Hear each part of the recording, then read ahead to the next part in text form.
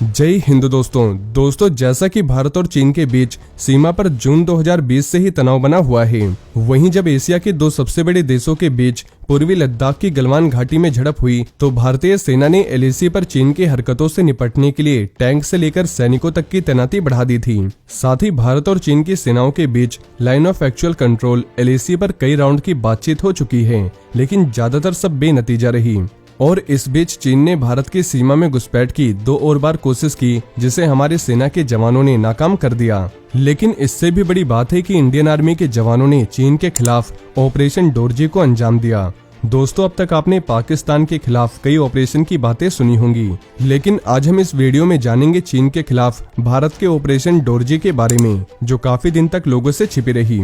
तो दोस्तों, central command के गैलेंट्री अवार्ड में सेना के पैरा एसएफ के एक मेजर को बहादुरी के लिए अवार्ड दिया गया है, जो बहादुरी दिखाते हुए दुश्मन के इलाके में चले गए थे और 120 घंटे की लाइव फीड आर्मी को दी थी। इन्होंने खराब मौसम के बावजूद दूसरी तरफ जाकर पीएलए की मिलिट्री मूवमेंट की लाइव एक्टिविटीज को रिकॉर्ड किया और आर्मी को दिया। हालांकि आर्मी ने चीन का नाम नहीं लिया है, लेकिन इस क्षेत्र की सीमा तिब्बत से लगती है, जो चीन के कब्जे में है। वहीं भारतीय सैनिकों ने चीन के खिलाफ कई सीक्रेट ऑपरेशन भी चलाए हैं। हालांकि इसमें टाइम और डेट का खुलासा नहीं किया गया है। वैसे आपकी जानकारी के लिए बता दें, कुमाऊं रेजिमेंट के 15th बटालियन के एक ऑफिसर ने चीनी इलाके के अंदर सीक्रेट ऑपरेशन का नेतृत्व किया था, जिसके लिए उन्हें सेना के वीरता पदक से सम्मानित किया गया है। दोस्तों, भारत द्वारा चीन के खिलाफ इस ऑपरेशन डोरजी में उसी बटालियन के एक दूसरे सैनिक को भी इसके लिए सेना पदक से सम्मानित किया गया है।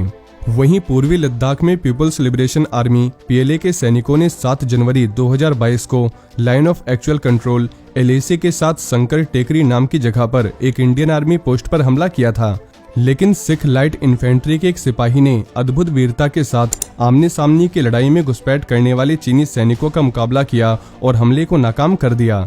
साथ ही 4 पीएलए सैनिकों को घायल कर दिया और उनके राइफलों को भी छीन लिया। वहीं 27 नवंबर 2022 को एक और झड़प में लगभग 50 पीएलए सैनिकों ने अटारी पोस्ट पर एलएसी पार करने की कोशिश की थी, लेकिन जम्मू कश्मीर राइफल्स की 19th बटालियन के एक नायब सूबेदार ने हमलावर पीएलए सैनिकों के खिलाफ हमले का मुकाबला किया और चीन की सेना को पीछे खदेड़ दिया।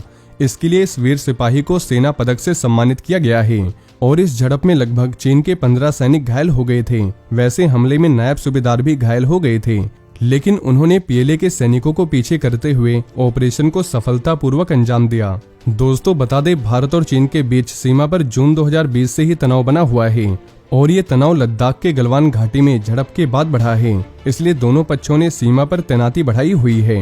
हालांकि भारत और चीन के सैनिकों के बीच गलवान की घटना के बाद सीमा पर 2 और बार झड़प हुई है, जिनके बारे में कोई जानकारी नहीं दी गई। वैसे दोनों देशों के सैनिकों के बीच ये झड़प सितंबर 2021 और नवंबर 2022 के बीच हुई थी।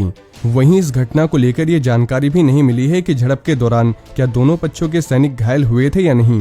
वैसे राजनाथ सिंह ने 13 दिसंबर को बताया था कि टकराव के कारण हाथापाई हुई थी, लेकिन भारतीय सेना ने बहादुरी से पीएलए सैनिकों को हमारे क्षेत्र में घुसने से रोका और उन्हें उनकी चौकी पर लौटने के लिए मजबूर किया। वैसे हाथापाई के कारण दोनों पक्षों के कुछ सैनिकों को चोटें आई थी। अब दोस्तों, आप सोच रहे होंगे कि आखिर कैसे झड़प की जानकारी सामने आई। तो दोस्तों, दरअसल पिछले हफ्ते सेना की पश्चिमी कमान द्वारा एक सेरेमनी में सैनिकों को लेटर दिया गया, जिसमें जानकारी दी गई थी कि किस तरह से भारतीय सैनिकों ने एलएसी पर चीन की पीपुल्स लिबरेशन आर्मी पीएलए के सैनिकों को मुंहतोड़ जवाब दिया है। वहीं सेना के वेस्टर्न कमांड ने अपने यूट्यूब चैनल पर 13 जनवरी के प्रोग्राम का एक वीडियो अपलोड किया था। इसमें वीरता पुरस्कार को लेकर जानकारी दी गई थी, मगर सोमवार को इस वीडियो को डिलीट कर दिया गया।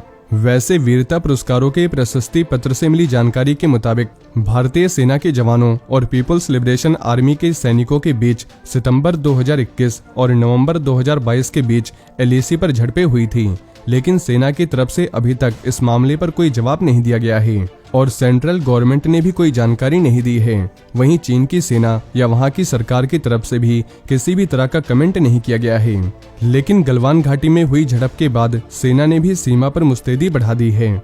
भारतीय सेना ने 3488 किलोमीटर लंबी एलएसी पर चीन की नापाक हरकतों से निपटने के लिए टैंक से लेकर सैनिकों तक की तैनाती की है, क्योंकि भारतीय और चीनी सैनिकों के बीच एलएसी पर झड़प की कई घटनाएं पहले भी सामने आई हैं और हाल ही में चीन के सैनिकों ने एलएसी के तवांग सेक्टर में भी घुसपैठ करने की कोशिश की थी, जिसके बाद भारतीय जवानों ने उन्हें खदेड़ दिया था। तो दोस्तों मुझे उम्मीद है अब आपको ये पता चल गया होगा कि भारतीय सेना का ऑपरेशन डोरजी क्या है। वहीं अगर आप भारतीय सेना से जुड़ी ऐसी और भी जानकारी जानना चाहते हैं तो आपको हमारे चैनल पर ऐसी और भी कई वीडियोस मिल जाएगी। और ये इन्फॉर्मेशन अगर आपके लिए यूजफुल रही हो तो वीडियो को ज़्यादा से ज़्यादा शेयर करें और चैनल को सब्सक्राइब करना न भूलें। जय हिंद, जय भारत।